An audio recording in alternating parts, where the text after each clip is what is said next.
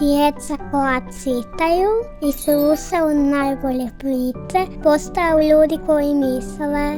Omiljene dječje priče poslušajte na Mozaikovom YouTube kanalu ili potražite na www.mozaik-knjiga.hr. Jakob i Wilhelm Grimm, bajke, Snjeguljica i 7 patuljaka. Nakladnik Mozaik knjiga Zagreb.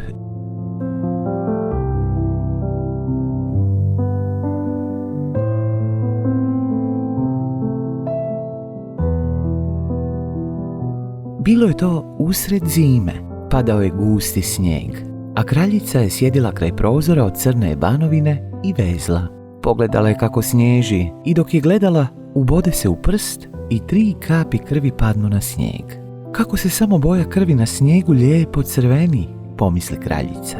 Da mi je bar dijete, da bude bijele puti kao snijeg, rumenih obraza kao krv i kose crne poput ove banovine. Nije prošlo dugo i kraljica rodi djevojčicu, baš kako je željela. Puti bijele poput snijega, rumenu kao krv i kose crne kao je banovina. Nazvali su je Snjeguljica. No sreća nije dugo potrajala.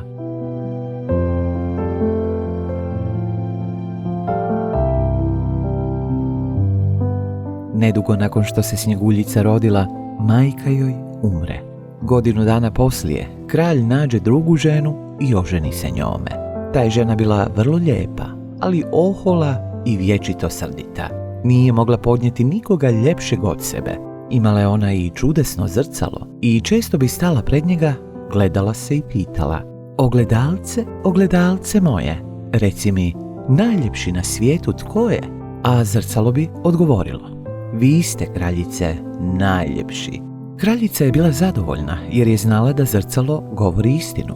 Ali Snjeguljica je rasla i svakim danom postajala sve ljepša i već je u 7. godini bila lijepa poput vedra dana, ljepša i od same kraljice.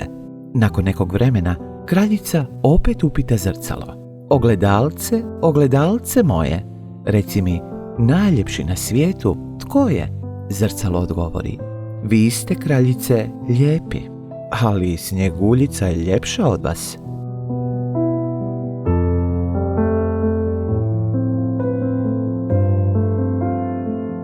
Kad je to čula, kraljica se uplaši i pozeleni od zavisti. Od toga dana, kad bi ugledala lijepu Snjeguljicu, pobjesnjala bi. Strašno je mrzila malu djevojčicu. Zavist i mržnja toliko su rasli u njezinu srcu da nije imala mira ni noću ni danju. A onda se nečega dosjeti i pozove jednog lovca pa mu reče: odvedi to dijete u šumu, ne želim ga više gledati. Ubij ga, a kao dokaz da si to učinio donesi mi jetra i pluća. Lovac posluša kraljicu i odvede Snjeguljicu. I kad je krenuo učiniti što je trebao, djevojčica zaplače i zamoli ga: dragi lovče, nemoj me ubiti, pusti me da živim. Otići ću u najdublju šumu i neću se više vratiti. Djevojčica je bila jako lijepa i lovac joj se smilovao. Bježi, siroto dijete, reče on. Mislio je u sebi da će i onako u šumi rastrgati divlje zvijeri, ali ipak mu je bilo drago da je nije morao baš on ubiti. Dok je tako razmišljao, pred njim se stvori mala divlja svinja i lovac je izbode, izvadi jetru i pluća i odnese kraljici kao dokaz da je ubio Snjeguljicu. Kraljica je bila toliko zla da je čak naredila kuharu da ih skuha, pa ih je ona još i pojela, misleći da su Snjeguljičina. Djevojčica je ostala sama u šumi i jako se bojala. Gledala je drveće i lišće pitajući se kako će se snaći. Trčala je po oštrom kamenju i trnju i sretala je divlje zvijeri, ali one joj nisu učinile ništa nažao. I tako je došla noć, a Snjeguljica je još uvijek trčala.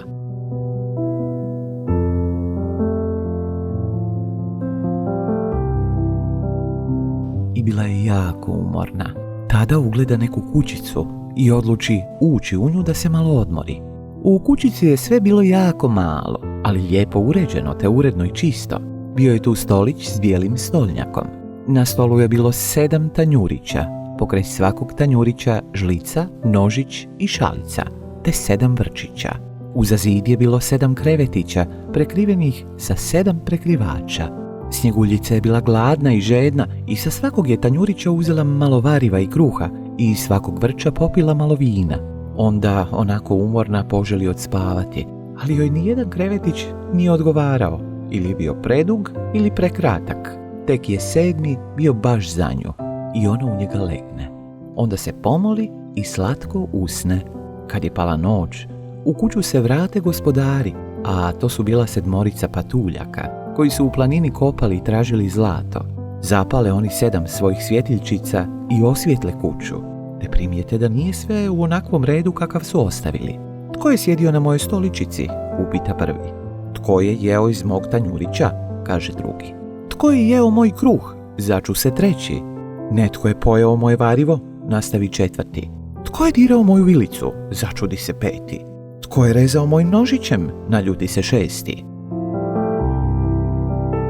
A tko je pio iz mog vrča? Završi 7. Prvi se ogleda oko sebe, opazi udubljenje na svom krevetiću pa vikne. Tko je bio u mom krevetiću?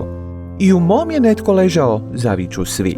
A kad 7. pogleda u svoj krevetić i ugleda Snjeguljicu kako spava, pozove ostale da vide. Oni viknuše od uzbuđenja, uzmu svoje svjetiljke i osvijetle Snjeguljicu.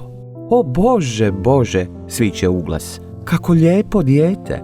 Jako su se razveselili, ali nisu je htjeli probuditi, već su je pustili da spava. 7. je patuljak dijelio krevet sa svojim prijateljima, sa svakim po 1 sat, i tako svane i jutro. Ujutro, kad se probudila, Snjeguljica ugleda 7 patuljaka i uplaši se. No oni su bili jako dobri prema njoj, pa je zapitaju, kako se zoveš? Snjeguljica, odgovori ona. Otkud ti u našoj kući? Radoznalo će oni. Snjeguljica im tada ispriča kako je zla maćeha naredila lovcu da je ubije, ali da ju je on ostavio na životu i kako je trčala cijeli dan sve dok nije naišla na njihovu kućicu. Želiš li biti naša domaćica? Da nam kuhaš, spremaš krevete, pereš, šiješ, pleteš i držiš red i čistoću u kući?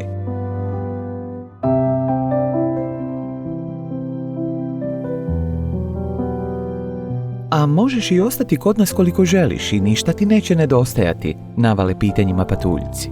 Hoću, vrlo rado, odgovori Snjeguljica i ostane kod njih održavati im kuću. Patuljci bi ujutro išli u brdo kopati zlato, a navečer bi se vraćali i tada bi večera morala biti gotova. Po danu je Snjeguljica ostajala sama, pa su je patuljci upozoravali da bude oprezna. Čuvaj se svoje zle maćehe, ona će zacijelo brzo saznati da si ovdje i zato nikoga ne puštaj u kuću, govorili su joj. A kraljica, uvjerena da je pojela Snjeguljičina jetra i pluća, opet je mislila da je prva i najljepša. Stane pred zrcalo i upita ga. Ogledalce, ogledalce moje, reci mi, najljepši na svijetu tko je? A zrcalo joj odgovori, vi ste, kraljice, lijepi, ali iza 7 brda, kod 7 patuljaka, Snjeguljica je ljepša od vas. Čuvši to, kraljica se uplaši, jer je znala da zrcalo ne laže, da ju je lovac prevario i da je Snjeguljica živa, i počne opet razmišljati kako da se riješi Snjeguljice. Njezina joj zavis nije dala mira, morala je biti uvjerena da je najljepša žena na svijetu, i onda smisli plan. Odjene se poput stare prosjakinje i oboji si lice da je nitko ne prepozna. Tako preodjevena, pređe 7 brda i dođe do kuće 7 patuljaka, pokuca na vrata i kaže: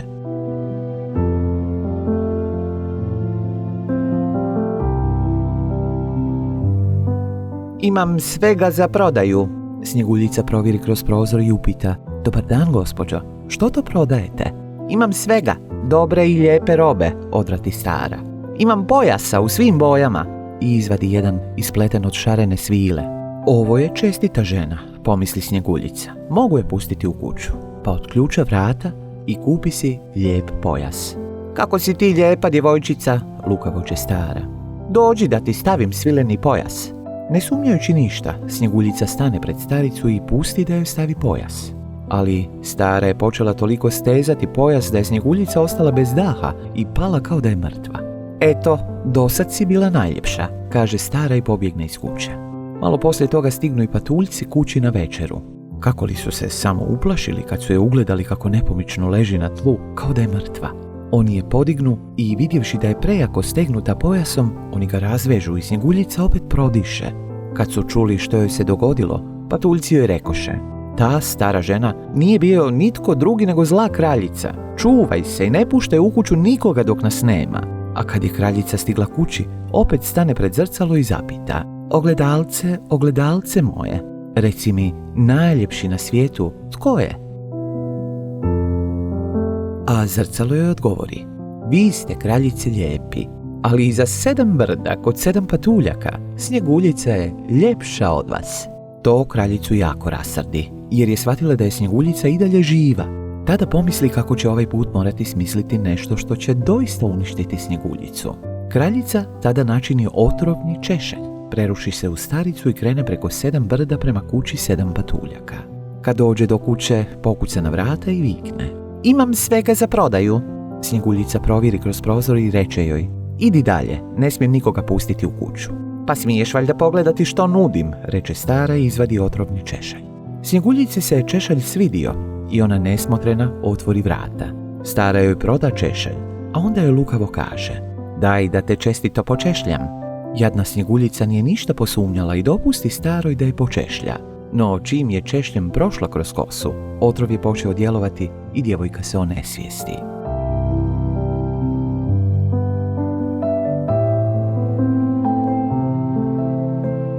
Eto ti ljepotice, sad si gotova, izusti stara i ode. Ali Snjeguljica je opet imala sreće. Bila je večer i patuljci su se brzo vratili kući. Kad su je ugledali kako leži na zemlji, odmah se sjete maćehe i nađu otrovni češalj. Čim ga izvukoše iz kose, Snjeguljica se osvijesti i ispriča što se dogodilo. Patuljci je ponovno upozore da bude oprezna i da ne smije nikome otvarati vrata. A kraljica, kad je stigla kući, opet upita zrcalo. Ogledalce, ogledalce moje, reci mi, najljepši na svijetu, tko je?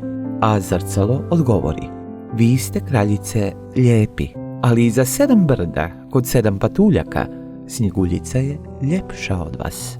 Kraljica zadrhti od bijesa i promrmlja, Snjeguljica mora umrijeti, pa makar umrla i ja. Kraljica tada ode u svoju tajnu sobu u koju nitko nije smio ući i ondje načini otrovnu jabuku. Jabuka je bila lijepa, pola bijela, a pola crvena. Svatko bi je poželio zagristi, ali ako bi tko samo i komadić progutao, odmah bi umro. Kad napravi jabuku, kraljica opet namaže lice, odjene se poput seljanke i krene preko 7 brda prema kući 7 patuljaka. Kad pokuca na vrata, Snjeguljica provjeri i kaže joj, ne smijem nikoga pustiti u kuću, patuljci su mi zabranili. Kako god želiš, odvrati stara. No, ostalo mi je i jabuka i htjela bi ih se riješiti. Evo, poklanjam ti jednu. Ne, natoče Snjeguljica, ne smijem uzeti ništa.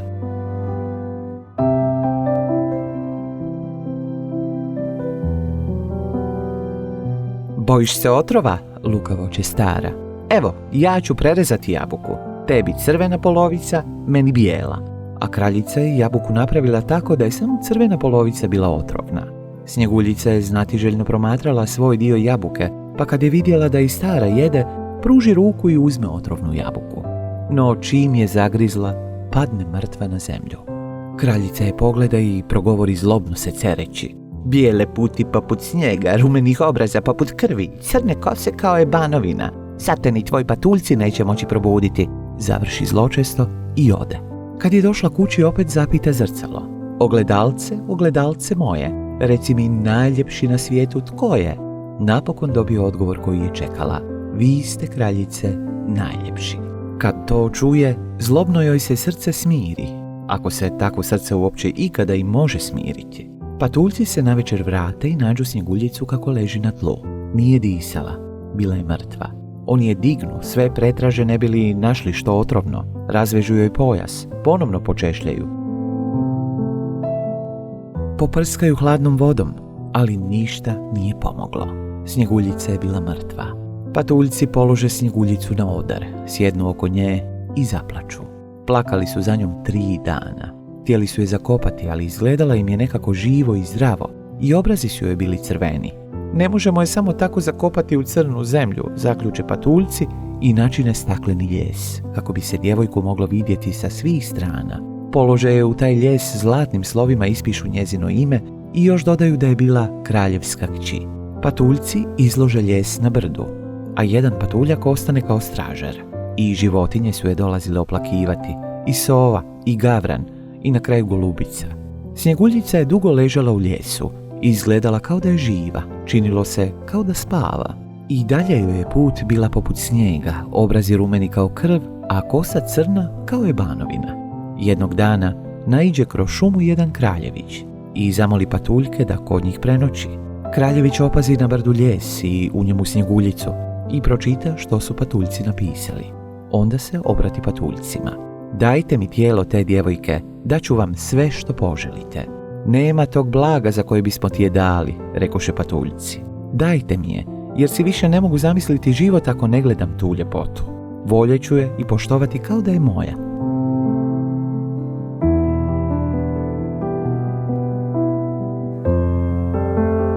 Patuljci mu se ipak smiluju i daju mu lijes. Kraljević tada naredi svojim slugama da lijes dignu na ramena i odnesu ga. Dok su je tako nosili, jedan se sluga spotakne o grm, lijes se zatrese, a snjeguljici ispadne komad jabuke koji joj je zapeo u grlu. Ona otvori oči, makne pokrov i uspravi se. Ah, Bože, gdje sam to ja? Uzdahne ona. Sa mnom si, odvrati veselo Kraljević, a ja te volim više i od čega na svijetu. Pođi sa mnom u dvore moga oca i postani mi žena. Snjeguljica pristane i krene s njim. Svadba je bila raskošna i preljepa. Na tu je svadbu bila pozvana i Snjeguljičina zla maćeha. Kad se dotjerala za vjenčanje u prekrasne haljine, stane kraljica pred zrcalo i zapita: Ogledalce, ogledalce moje, reci mi, najljepši na svijetu, tko je?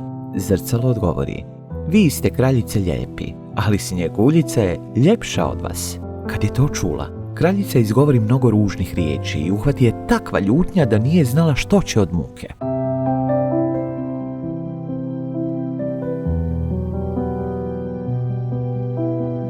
Odlučila je ne otići na vjenčanje, ali znatiželja je bila jača. Čim je ušla u dvoranu i ugledala preljepu Snjeguljicu, kraljica se od straha skameni i tako skamenjena ostala je do danas. A Snjeguljica i Kraljević sretno su i dugo živjeli.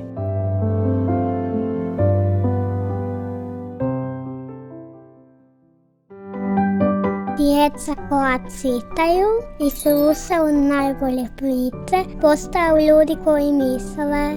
Omiljene dječje priče poslušajte na Mozaikovom YouTube kanalu ili potražite na www.mozaik-knjiga.hr.